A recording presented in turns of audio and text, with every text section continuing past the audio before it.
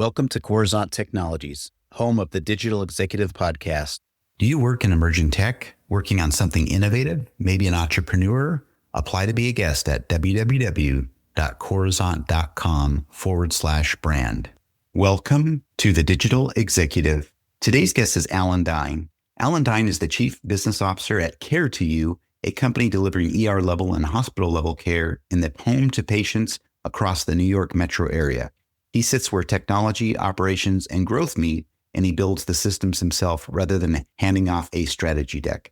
At Care2You, he built the company's operations and technology infrastructure from the ground up, including the data warehouse the business runs on.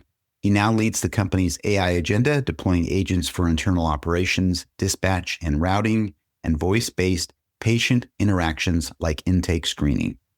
Well, good afternoon, Alan. Welcome to the show. Thanks for having me, Brian. Absolutely, my friend. I appreciate it. Appreciate you suffering through the heat like we are here in Kansas City. I know you're in New York, but I just appreciate you making the time. I know it's sometimes challenging to get through here to navigate time zones. So, Alan, if you don't mind, I'm going to jump into your first question. Your entire career, more than a decade, has been in post-acute and home care with executive roles at Home Team, Maven Care, Tomorrow Health, before Care2You. What drew you to this corner of healthcare and kept you there? And how did you become the kind of leader who builds the systems and data warehouse himself rather than just handing off a strategy deck? Yeah, happy to kind of dig into that. I think the biggest thing for me was always wanting to be a change agent. Sometimes it's hard in healthcare to make changes. And at least as far as health tech goes, that's kind of the place where you can incubate new ideas. And home care and care in the home is a great place to do that because you're not constrained by maybe some legacy processes within side of four walls of a health system or something like that. And so I think over time, it became clear that if change was going to happen, I couldn't look around the room for someone else to do it. I was going to have to do that myself. And so whether it was identifying that we needed to improve our back-end data warehouse, who was going to do that? Well, I guess I'm going to learn how to build SQL. If it was identifying new technology layers like AI to help us with routing, I was going to have to find the right vendors and support systems to do that. And then lastly, whether it was helping our teams actually become more efficient by using AI voice agents, we were going to have to be on the cutting edge to make sure we could deliver providing excellent quality care in the home. And so I think all of those things put together have led me to Care2You, where we're kind of building the frontier of high acuity care in the home. That's awesome. And I appreciate that. Most of my career has been in healthcare on the tech side, so I can totally appreciate this. And I like how you started out. You wanted to be this change agent in a very tough space, very regulated healthcare, but you saw an opportunity in the home health space and you rolled up your sleeves. You jumped in, you got technical, you started building things and just moving things in a way where you saw with your passion and your curiosity, you're able to make something out of this, which is hard to do in this regulated space. So I appreciate that. And Alan, you're deploying voice-based AI agents for patient interactions like intake screening. Intake in acute care is high stakes. You're triaging people who may genuinely be sick. How do you build a voice agent you trust at the first point of contact? And where's that hard line where a human clinician has to take over? Yeah, it's an incredibly important question and one that we've thought really hard about. And as you can imagine, tested immensely so that we were confident that when we deployed it into production, we'd have great outcomes. And so the one piece that I would highlight that I think is really important is that we're looking to have the voice agents collect information, identify red flags, but we're not looking for it to make clinical decisions. We have amazing clinicians at Care2You that actually make the final decision.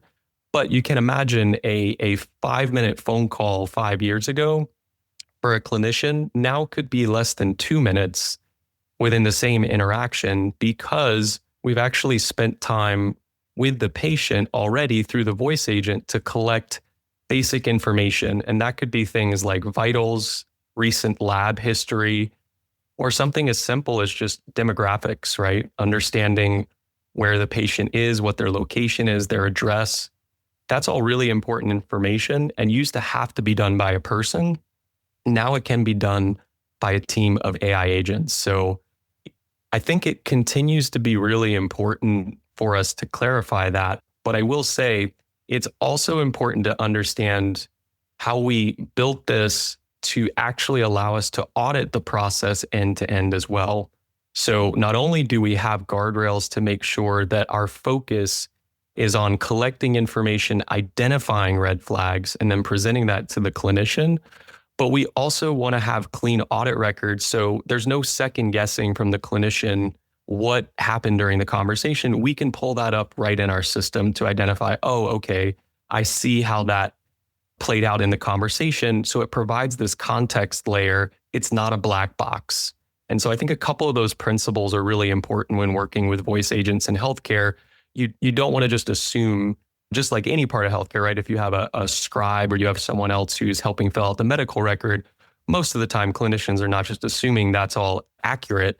You want to review that. You want to make sure it's correct as you're building up a care plan, especially in high acuity care. Does that make sense? Absolutely. I appreciate that. And again, I can speak to this a little bit, being in healthcare, seeing all this and the importance of patient safety, right? When I was doing a lot of my time in healthcare, saw a lot of scribes and there was a lot of human to human interaction. But with AI now, it's high stakes. And I liked what you said here. Even though you're streamlining that patient intake process, you've got guardrails around that patient safety. You audit that conversation so you can go back and look. But at the end of the day, while you're looking for those red flags, you're keeping the human or the clinician in the loop always. And I think that's important. So thank you.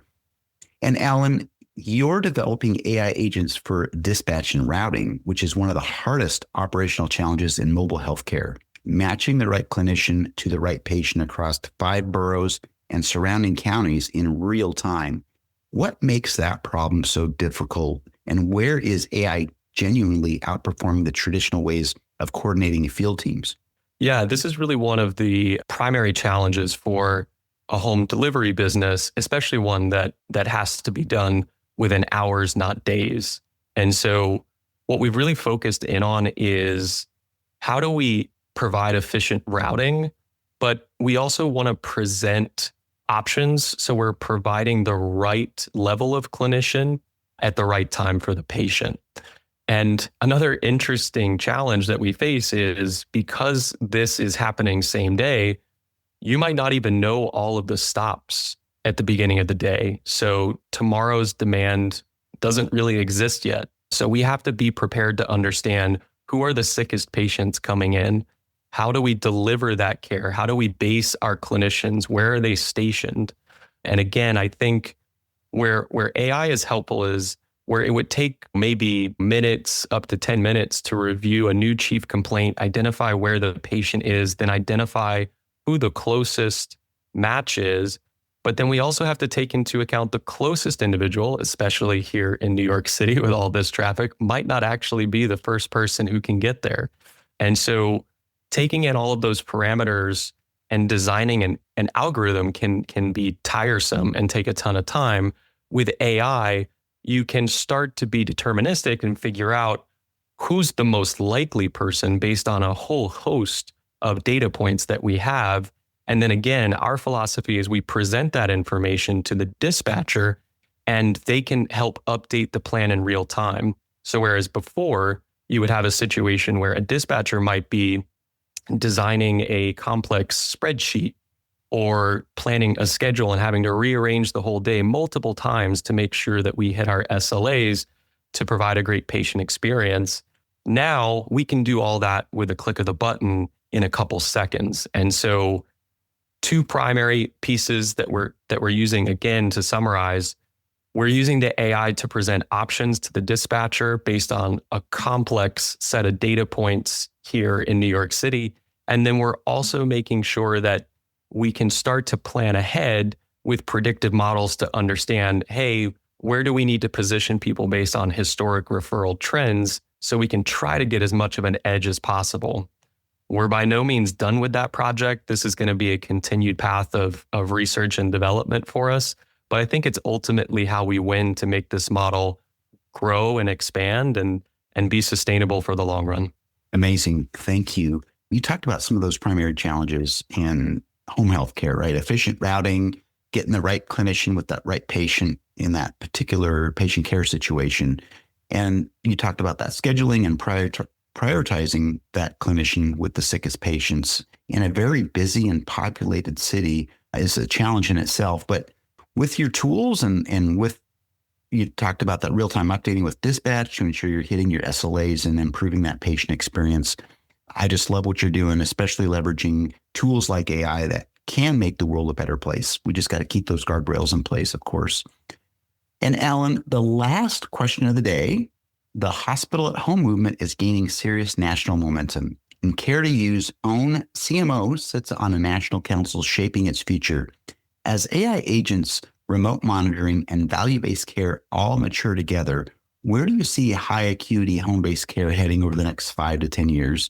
And what has to be true technically and operationally for it to reach far more patients? Yeah, it's a great question, and one that I think it's going to take more people, more investment, more focus to deliver this. We're but one player, and I think we can play a leading role. But the biggest things are we need to help everyone understand what the right level of care is. We use this term a lot of times as professionals in healthcare that patients are seeking care perhaps at the wrong level. Maybe they're going to the emergency room instead of primary care, or they're going to urgent care instead of a physical therapy clinic. And that's simply because I think education is going to be a huge part of this, Brian. I think we have to help patients understand what options are available within healthcare. That's going to be huge. But then on top of that, we are going to have to understand what are the dynamics within each market that we can use to provide better quality care overall. And quality, I think for most people, they think of the hospital as being highest quality. And in many respects, they're probably right. But the hospital is probably not the right place for someone who is recovering from, say, an acute UTI where they're getting IV antibiotics. They'd probably rather be at home surrounded by their pets, surrounded by their friends, surrounded by their family, usual environment, rather than being in a hospital setting that disrupts their routine, perhaps disrupts their ability to get some good home cooking, things like that. We think that there's a really great opportunity to bring some of those ambulatory sensitive conditions into the home. And so that's where I think instead of forcing patients to go to the hospital, then get evaluated, and then recommending they come home, I think if we can change that dynamic and say, hey, for some of these conditions, it is appropriate to be treated outside of the hospital walls and be more specific in what those conditions are. We can educate people, we can provide better care, provide better outcomes. And oh, by the way, it's probably less expensive for both the system and the patient. So I think creating those win-wins within hospital at home rather than just saying, hey, we're just moving the site of care. We're also really unencumbering the space so that we can truly optimize it. So it's a great experience. I think that's really important. Absolutely. A lot of times it's really the comfort of the patient, not necessarily the hospital. And you talked about that home health can be the best recovery. And you shared an example there, which I totally agree. And of course, in order to move this forward, you talked about this, it's going to certainly take more players, people planning to make this more available across the country. But patient education is key here. You highlighted that. Helping the patient understand what's needed, what's available will make a big difference as well. So thank you. And Alan, it was such a pleasure having you on today, and I look forward to speaking with you real soon. Thanks, Brian. Bye for now.